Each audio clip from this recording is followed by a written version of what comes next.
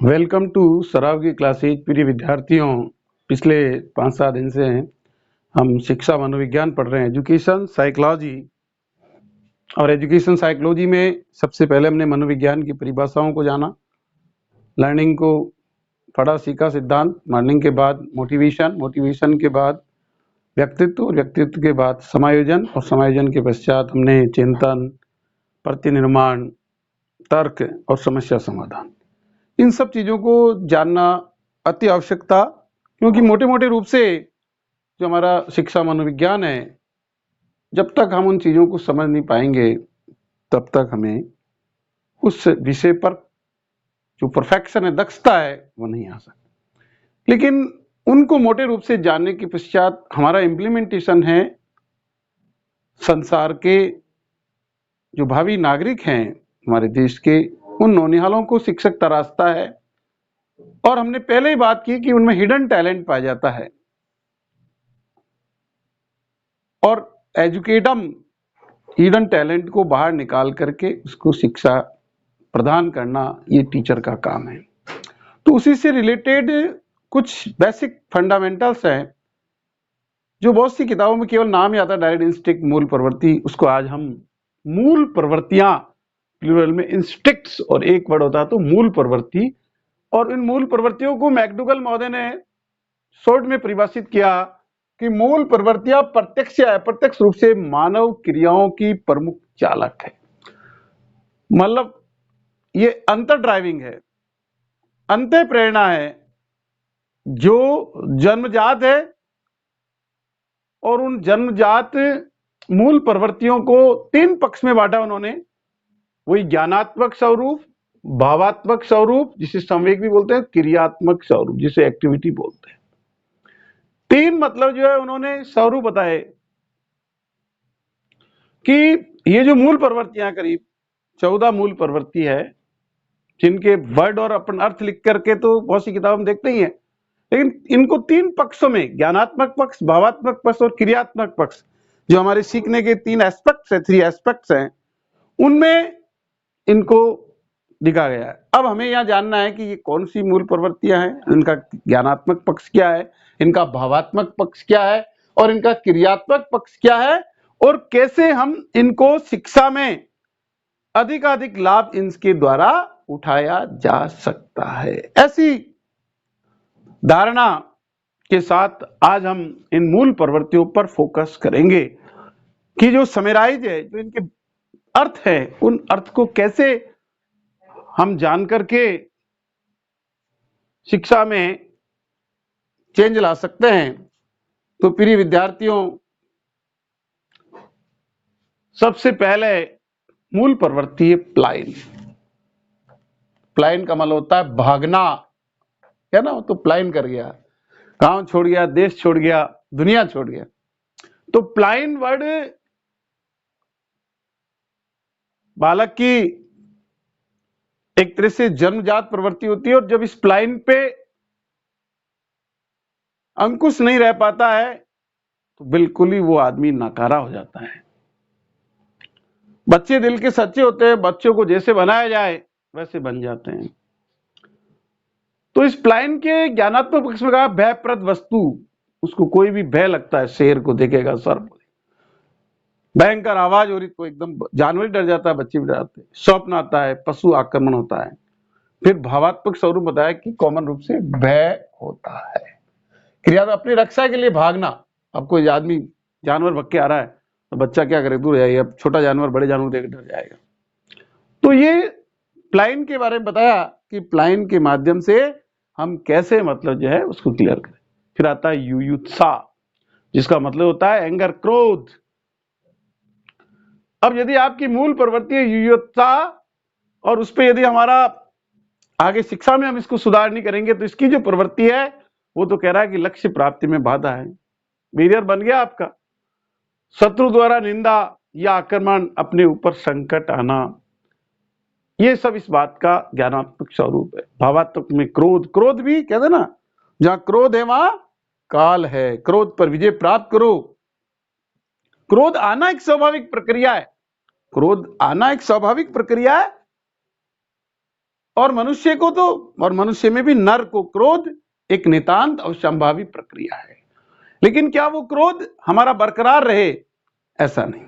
यदि हमने क्रोध पे काबू नहीं पाया तो ये मनुष्य जीवन निरर्थक हो जाएगा। तो इसमें क्रियात्मक भी बता रहे हैं, बाधाएं दूर करना, लड़ाई झगड़ा करना, मारना पीटना, क्रोधित होना, ये उसकी क्रियाएं होती है। तो शिक्षा इस युत्सा को ध्यान में रखते हुए, उस माता पिता भी कहते हैं इसको गुस्सा बहुत आता है, ये क्रोधी है, इसके क्रोध को आप ध्यान रखना। तो इस प्रकार से हम युयुत्सा को जानते हुए बालक से बिहेव करेंगे। निवृत्ति,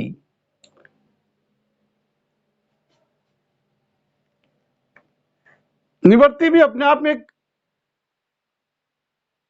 अपूर्णता है, सेवा निवृत्ति। अब आप सेवा करते करते आदमी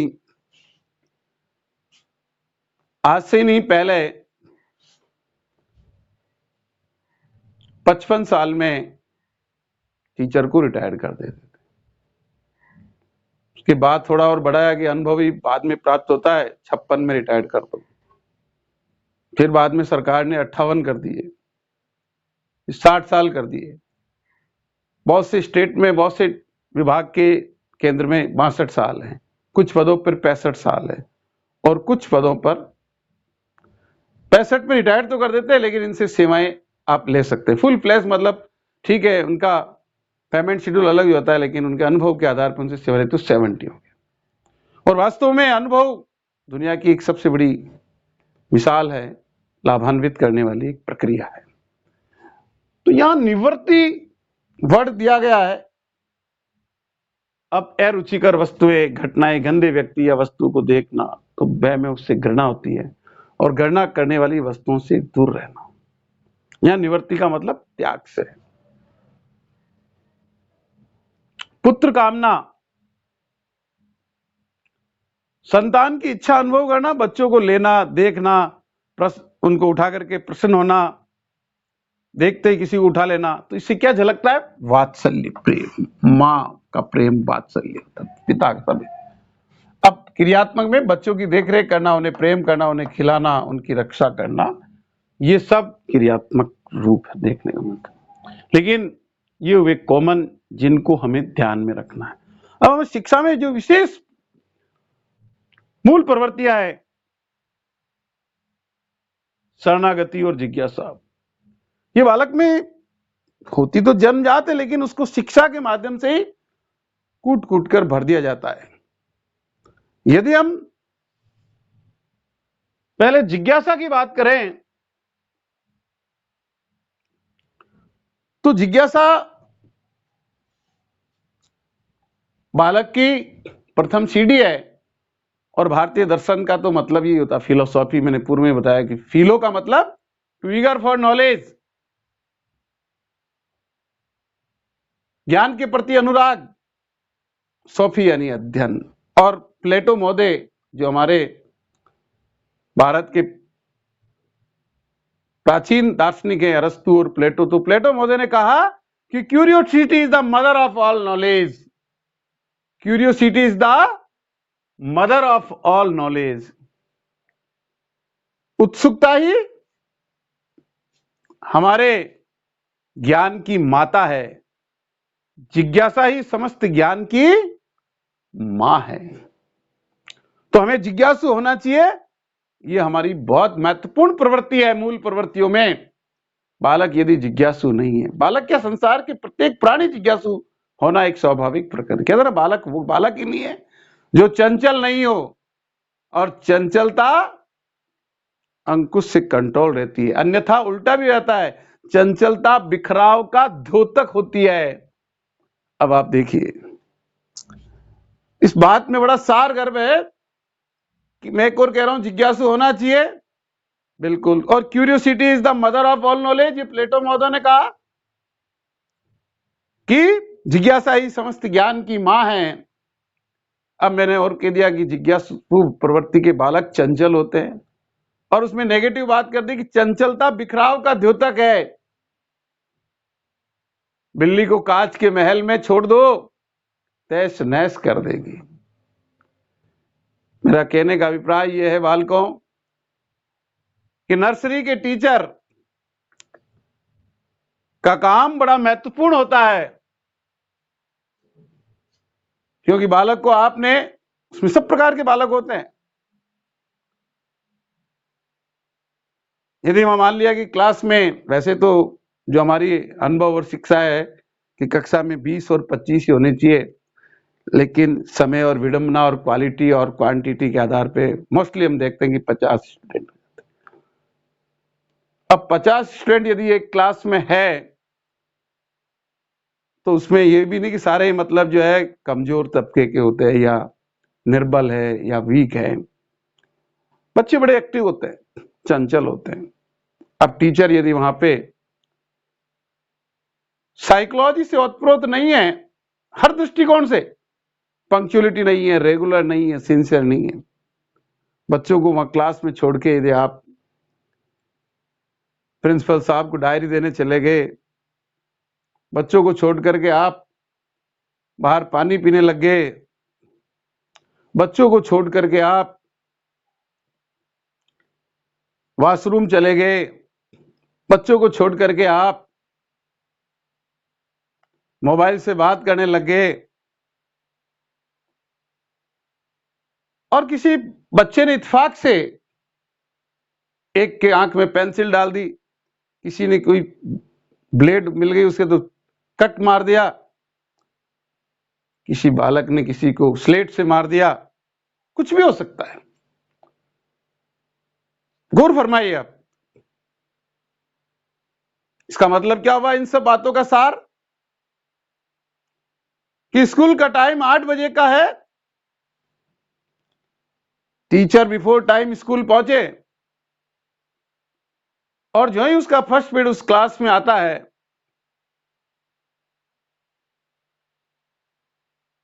छोटे क्लास में, नर्सरी, एलकेजी और एचकेजी, नर्सरी का मतलब पौधशाला,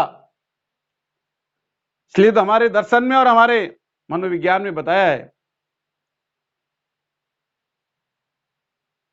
कि बालक उस बगीचे के फूल हैं और शिक्षक उसका बागवान है, गार्डनर है। Teacher is a gardener.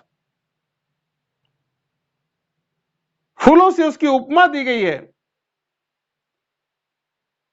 तो उस माली को उस बाग के फूलों को संवारने के लिए कटिबद्ध रहना पड़ेगा। और तभी उन बालकों में जो जिज्ञासा उनको देखना, सुनना, उन्हें आश्चर्य उत्पन्न करने वाली वस्तुओं के बारे में प्रश्न पूछना, उस जिज्ञासा को शांत करना।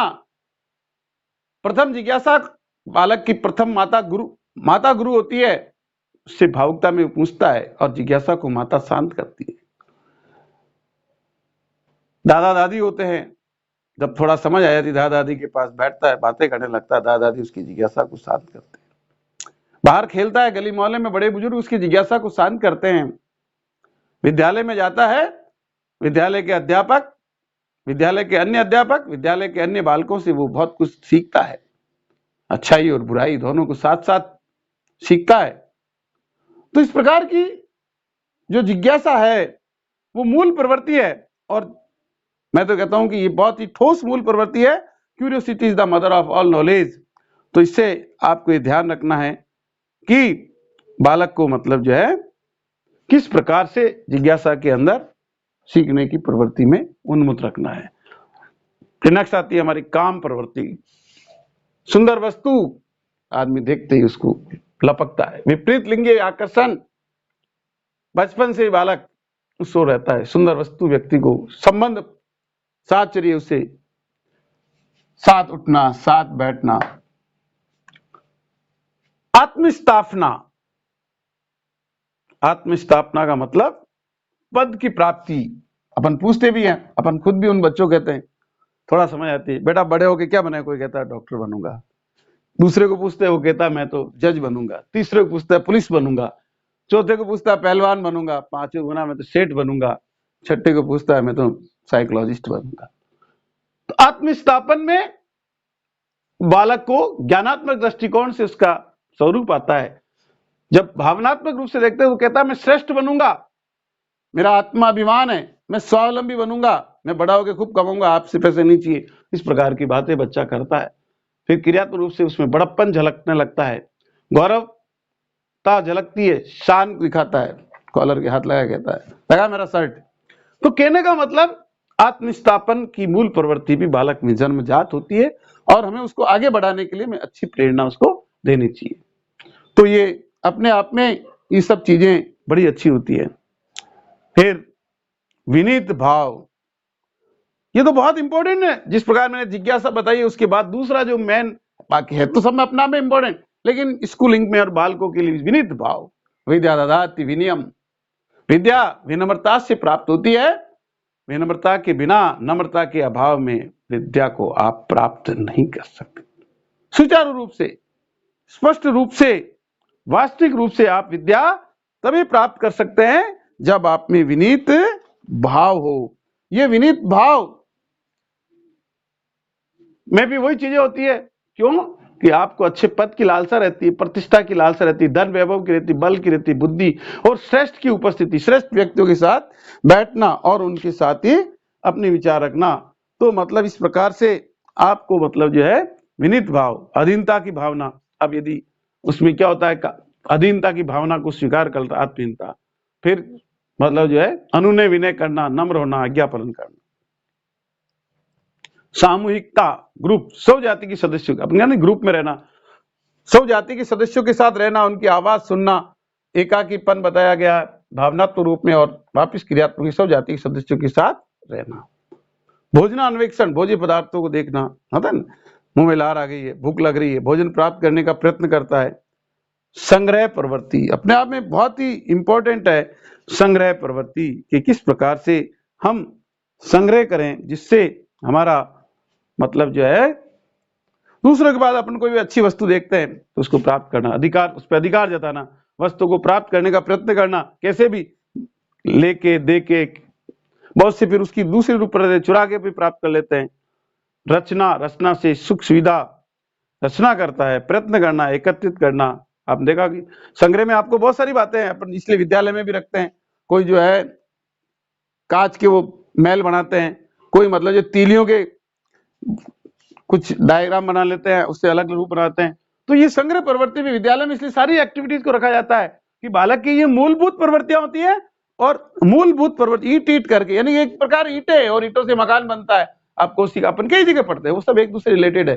तो ये जितना इनके बारे में बताया जाए उतना ही कम है कि मतलब जो है संग्रह प्रवृत्ति। आप देखा बच्चे अलग अलग संग्रह करते हैं। साइंस का विद्यार्थी पत्तियों का संग्रह करता है कि उसे जो है लीफ कलेक्शन कोर्स में होता है, बॉटनी का first year, second year, 11th 12th में, जब पहले बायोलॉजी आज भी है, तो उसके रूप परिवर्तन है कि हम किस प्रकार से इन सब चीजों को अपनाएं जो हमारे लिए हमको ज्ञानवर्धक हो सकती है। तो आप देखिए कि मतलब जो है हम मतलब इसको किस प्रकार से अच्छा करें जिससे ये होता। फिर है विनीत भाव, आपको बता दिया, शरणागति बता दिया, और रचना अब आता है हास्य। हास्य का मतलब हंसना, ये भी प्रकृति का संवेग है, आमोद होता है। इस प्रवृत्ति की सहायता से व्यक्ति हंसते हंसते कठिन से कठिन कार्य कर लेते हैं, है ना। योग्य शिक्षक सरस और रोचक शिक्षण विधि द्वारा बालकों में आमोद के भाव भरकर कठिन से कठिन विषय को उनके सरल और रुचिकर बना देता है। तो इस प्रकार से जो मूल प्रवृत्तियों की उपयोगिता है शिक्षा में, हम कह सकते हैं जिज्ञासा, रचना, संग्रह, आत्मस्थापन आदि प्रवृत्तियों से अधिक लाभ रह सकता है, किंतु शैक्षिक दृष्टि से सभी का महत्व है। तो सारे, लेकिन जोर देने में हमें वहां जिज्ञासा वाली है, और मतलब जो है सामूहिकता है, विनीत भाव है, आत्मस्थापन है, संग्रह है, रचना है, हास्य। 1 2 3 4 5 और 6 जो हमारी मूल प्रवृत्तियां हैं, ये शिक्षा में फ्रूटफुल है। मतलब ज्यादा से ज्यादा इनसे बालक को आप अच्छा, बाकी तो महत्व तो सभी का ही है कि उसमें यदि मतलब निवृत्ति की भावना नहीं है तो भी वो युयुत्सा, क्रोध नहीं है, लेकिन क्रोध को काबू में आना, अंकुश महावत के हाथी जिस पर प्लायन को रोकना है, पुत्र कामना स्वाभाविक प्रक्रिया अस्तित्व के लिए, है ना। शरणागति, कभी कभी अब अच्छे संस्कार होगा जब तो है। राजा महाराजा युद्ध करते थे, पिता पुत्र युद्ध करते थे, एक दूसरे राजा उनको शरण दे देते, क्योंकि उद्देश्य इसमें था कि जिसमें योग्यता है वो विद्रोह कर देता, और विद्रोह के बाद उसमें यदि सार्थकता है तो उसको हमें अच्छा बनाना चाहिए। इस प्रकार से ये मूल प्रवृत्तियां, मैं तो समझता हूं कि ये मूल प्रवृत्तियां मतलब जो है आप लोगों के लिए बहुत ही लाभदायक है, इनको याद रखें आप। और इनमें जो संवेग है वो इनके अर्थ ये या आगे जो है एक प्रकार से ये संवेग है, ये जो है ना ये मूल प्रवृत्ति और ये संवेग, इसका अर्थ हो गया। प्लायन का मतलब भय, युयुत्सा का मतलब क्रोध, निवर्ति का मतलब घृणा, पुत्र का मतलब वात्सल्य, शरणागति वाला कष्ट होता था, और जिज्ञासा का मतलब आश्चर्य, और काम प्रवृत्ति वाला कामुकता, आत्मस्थान श्रेष्ठता की भावना, विनीत का मतलब अधीनता की भावना, सामूहिकता एकाकीपन, भोजनान्वेषण भूख, संग्रह प्रवृत्ति अधिकार भावना, रचना प्रयत्न करना, हास्य आमोद। तो आपको इनके मतलब जो है संवेग याद रहने चाहिए। और मूल प्रवृत्तियों की विशेषताएं होती है जो अपन पढ़ते पढ़ते की, एक तो जन्मजात होती है, शुरू में बोला मैंने कि मूल प्रवृत्तियां जन्मजात होती है, ये समायोजन होती है, समायोजित एडजस्टमेंट के लिए मूल प्रवृत्ति होती है। सभी प्राणियों में एक समान पाई जाती है, सब में होती है मूल प्रवृत्तियां। अब किसको अपन कैसे काम में लेते हैं, प्रत्येक के साथ एक संवेग जुड़ा होता है, वेग में परिवर्तन दर को संवेग कहते हैं, वैसे संवेग सब में जुड़ा होता है। मूल प्रवृत्तियों के अनुभव से लाभ उठाना, ये मूल प्रवृत्तियां आदत से भिन्न होती है ना। आदत तो हम बिगाड़ लेते हैं, आदत हम बनाते हैं और हम ही बिगाड़ते हैं, ये नष्ट नहीं होती, मूल प्रवृत्तियां कभी नष्ट नहीं होती, क्योंकि ये जन्म जाते हैं। मूल प्रवृत्तियों के 3 पक्ष होते हैं जो आपको बताया, ज्ञानात्मक, भावात्मक और क्रियात्मक। मूल प्रवृत्तियों को परिमार्जित किया जा सकता है, इनको मांझा जा सकता है और सुधारा जा सकता है। और मूल प्रवृत्तियों का रूप परिवर्तन 4 पॉइंट में है, दमन है ना, ये तो टीचर ही दमनात्मक है और इसको अपनाया गया है ना, विलियन, तीसरा मार्गांतिकरण, और चौथा शोधन, सब्लिमेशन जिसे हम कहते हैं।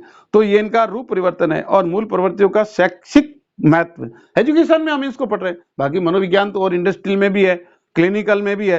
तो शिक्षा में हमें क्या क्या इनसे फायदा मिलता है, हम बालकों के मन को समझ पाते हैं इसके द्वारा, बालक की रुचि एवं रुझान, उसका एटीट्यूड क्या है ना, पॉजिटिव नेगेटिव जो भी, उसको हम कंट्रोल करते हैं। प्रेरणा प्रदान करने में, उनको मोटिवेशन देने में सहायता करता है, आदत निर्माण में सहायता करता है, चरित्र विकास में सहायता करता है, ज्ञानार्जन में सहायता करता है, अनुशासन स्थापित करने में सहायता करता है।